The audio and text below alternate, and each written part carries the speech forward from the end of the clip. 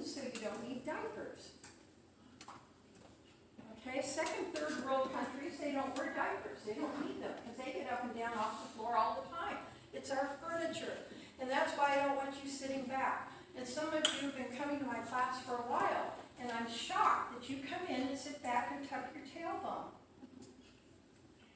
At least in front of the teacher. Because that position also is now linked to colon cancer. The #1 cancer in the United States for men and women is colon. The #1 over-the-counter non-prescription medication sold in the United States is laxatives.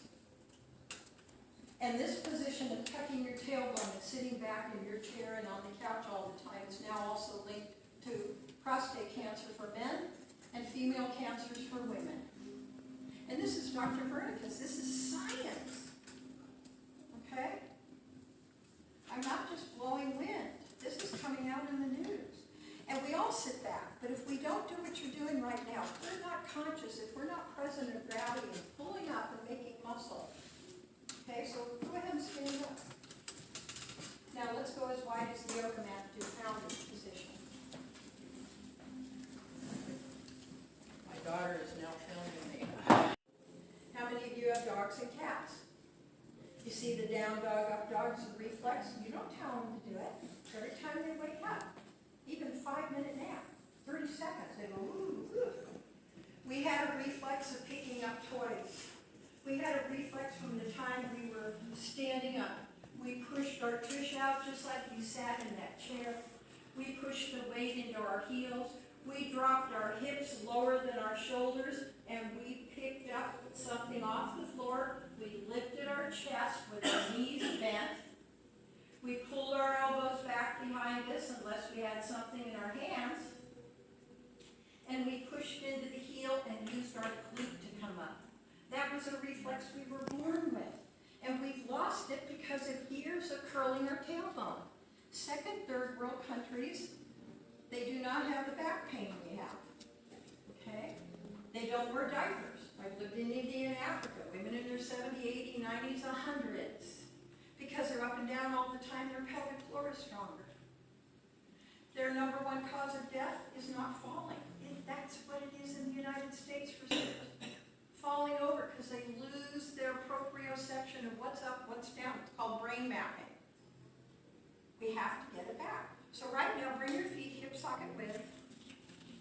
Because how many times do you have to pick up? Not yoga mat. Hip.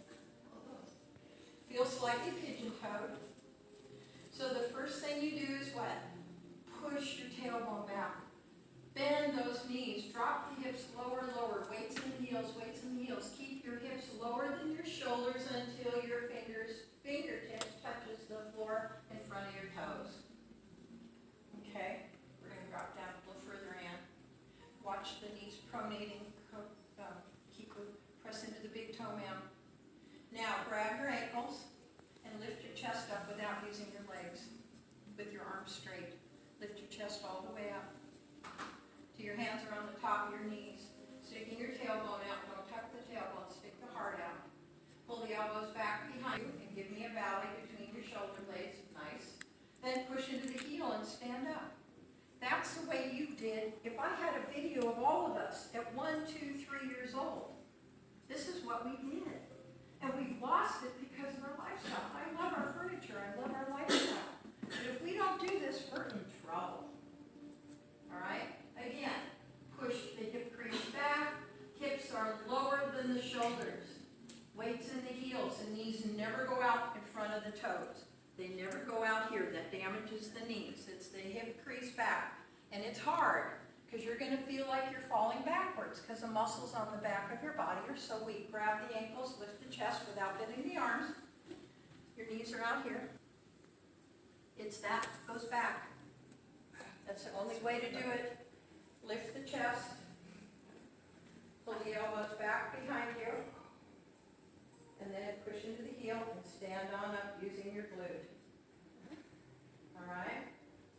Now, why do we have to repeat this? What happens when we learn something new? We make a new synapses, new neuron. And when we repeat repeat that movement, that neuron connects to the other neuron. It's a neural pathway. You've heard muscle memory. When you leave here, that your daily life of picking up a fork you dropped, you make muscle. Standing in line at the supermarket, press the tripod down. Remember the pearl in your navel, which I have to constantly try to get my brain to remember. And use gravity to get stronger. We spend more time standing and walking and picking things up than you come to yoga class. I need you to repeat this so that you take it with you. It becomes part of your lifestyle to get younger, to heal, to listen to your body whisper so you don't have to hear it scream. Don't let the knees fly open, George. Pull those knees in. Yep. One more time. Drop those hips lower than the shoulders. Knees don't go out over the toes. So the test is the weight in your heels. Can you lift your toes? Can you lift the balls of your feet? It's hard. See, your shoulders are 12 inches and your legs are straight. You're damaging the hip and you're straining the sacrum, your lower back, and you're weakening the knees. This goes down, this goes down, this goes down. Use your legs. Now, straight fingers, straight fingers, straight, straight, straight. Fingers up. So this is, I need this even. This is still way lower. Drop, drop, drop, drop. Now, straight fingers. So this comes out. I need this even, like an ironing board. You're still lower. Okay, grab your ankle, come on up. So kids, this is what it looks like. Okay, you're doing this. It's actually a curse to be limber. That just hurt my knee joints because I'm still healing from that fracture. Okay, so this equal, equal, then lift and press. Okay, otherwise you're weakening all those bones, grinding them. What was equal, equal? Shoulder and hip socket, like an ironing board. Parallel. But you drop the hips lower than the shoulders until your fingers touch the floor. And you see, the PTs made me do all this, okay? You're still way higher. If you turn sideways, you're this much higher. You have to use your legs. You have to use those muscles. You see? Now you got it. Okay, kids. Now, let's go as wide as the yoga mat again. And you can tell me you can't do it is because you can't remember because your monkey mind is going blah, blah, blah, and you're so distracted in fight or flight. And all these psychologists, psychiatrists, neurologists, MDs are all saying we're stuck in fight or flight. Your 4-second breath. Stop right now, exhale. Now don't pull everything in on the count of 1 or 2 or you won't have ability to inhale for 3 all the way on 4. Inhale a little bit on 1, a little more on 2, a little more on 3, all the way on 4. Now pause. Drop your shoulders. How many of you got your shoulders up into your ears? Now exhale through your mouth. 1001, 1002, 1003, 1004. Now inhale again. 1001, 1002, 1003, 1004. Pause. Now exhale. We have to breathe in that slowly or we're in trouble. When you breathe in 1 and 2 second inhales, your brain gets a message you're being attacked. And you're going to be in fight or flight. Chronic attack on your immune system, creating inflammation and stress. Okay, so that's your homework. Bring your feet together, please. Touch your big toes together with a little space between your heels. Okay, you got your tripod? Are you pressing down? One of my teachers said, pretend a sumo wrestler comes up to you and they hold you at the waist and they pull you down. Bring your hips down, push down. Can you feel it immediately makes you lift your heart? You're making muscle. You're creating space in your spine. You're being conscious. You're in an alpha theta wave. Those are the brain waves we have to be in to heal. Beta is the stress mode. It's our survival mode. And yes, we need survival mode, but we have an overactive monkey mind, survival mode, to the point of where We can't get into the alpha theta unless we do some form of meditation or count your breath. Slow down that inhale. When you just did that and exhale slowed, your brain got the message, all is well, and stopped pumping out cortisol. Okay? So the tripod, when you're standing in line at the post office, you can be pressing your feet down, whether your feet are together or hip width or open. Sometimes they'll just sway. You can be lifting out of the earth and making muscle. Okay? Now go hard again. One more time. First time body, second time brain. Why does yoga reverse the aging process? Part of it is they use gravity. They're consciously using gravity, whether they're upside down or right side up. And they're doing pranayama. Prana, life energy, yama means breath. They're conscious of their breath. And they inhale and expand their rib cage into their back all the way around. And when they exhale, they fully let it out. Okay? You ready? How do we get up and down off the floor? Same way you picked up a toy, same way you got in the chair. We're anatomically made to be into this way. And it is a... Can you feel the space underneath your lower back is greatly diminished yet again? The ball made it closer to the floor. Well, now it's even more released.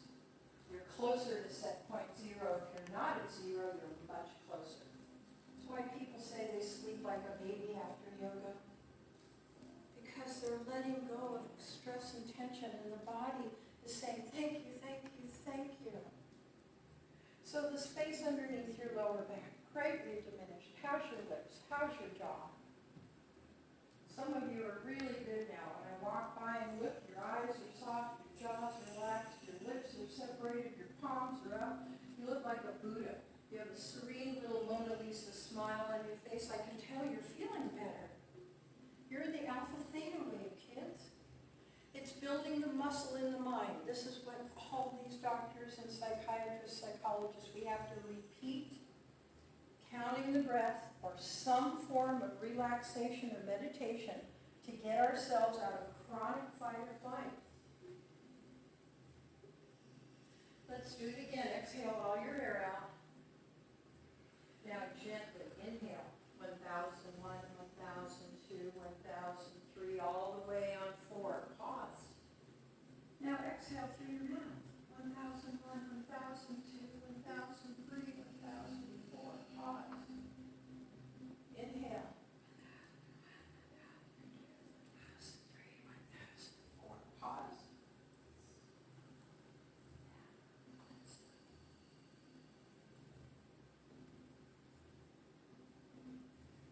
Count the breath using your mind. And yes, thoughts will come. That's normal. But just let the thought go. Bring your focus back to counting the breath. Give yourself the gift of building the muscle so you can be in the alpha theta wave, so you can get younger. You can rejuvenate your body. Yogis stay in a perpetual state of rejuvenation. That's why they don't age. They use their breath, they use gravity, they're conscious, they're mindful in their body.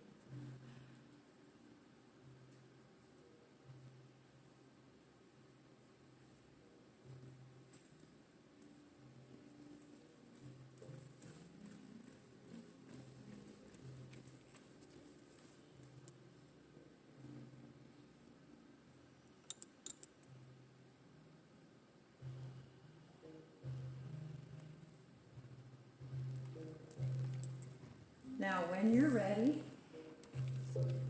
you can tell yourself you're going to move. And when you're ready, you can gently wiggle your toes and your fingers. And when you're ready, gently bend your knees, roll over on your side.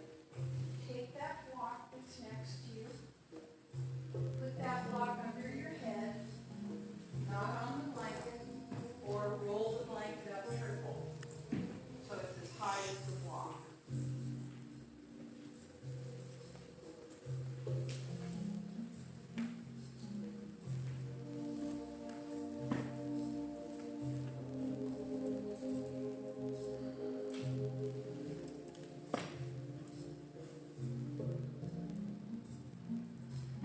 body says thank you for taking time out of your busy day to practice healing, to practice remembering reflexes that we were born with, that we have lost along the way, and we're getting back. How to heal the body, how to keep it perpetually young, how to keep it from rusting. Listening to the body whisper. Now, the way you get out of bed in the morning is the same way I want you to get up off the floor right now. We always turn to the side. It doesn't matter which side of the bed you get out on. And then you drop your chin to your chest. You make your neck soft as butter. And then you roll up one vertebrae at a time. And your head comes up last.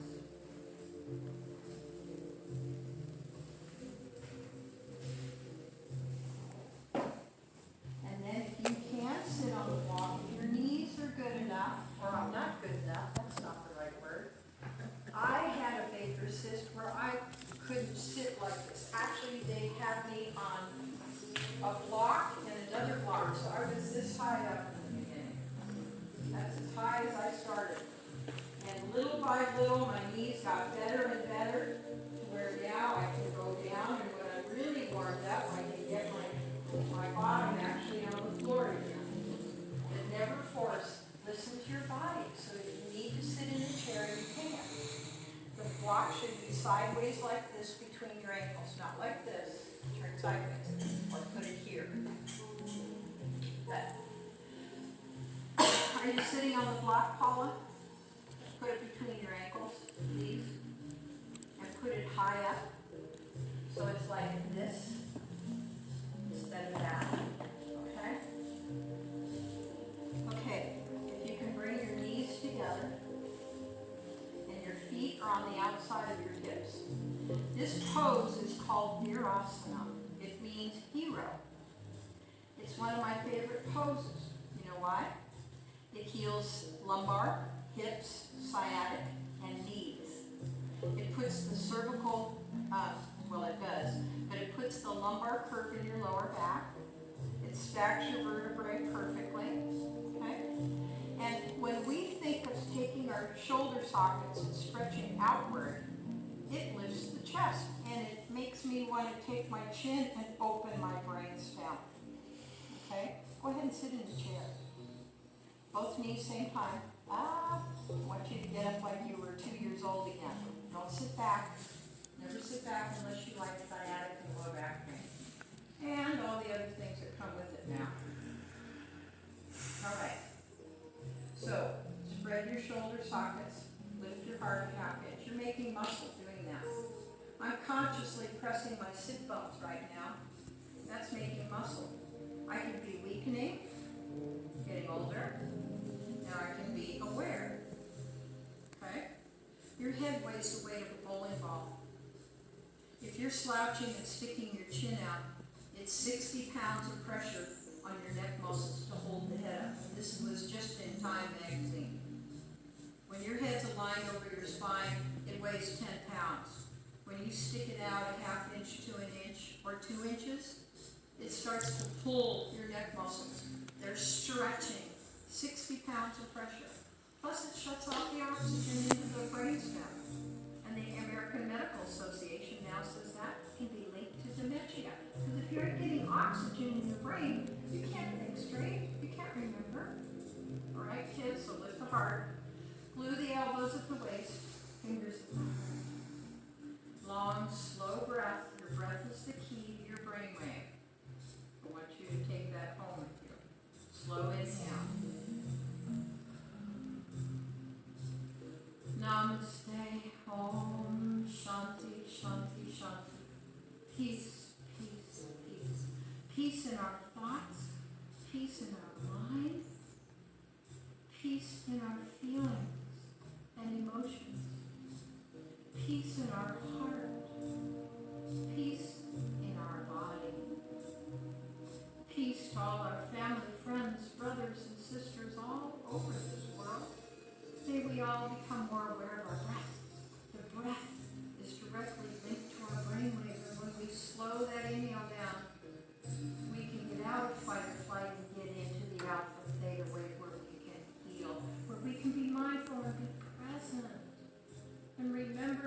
gravity when we're standing with our tripod. Remember to put the pearl in our navel and support our spine and take our chin back and open the brainstem. The breath of life. And until we meet again, peace to all of us. And peace to our mothers.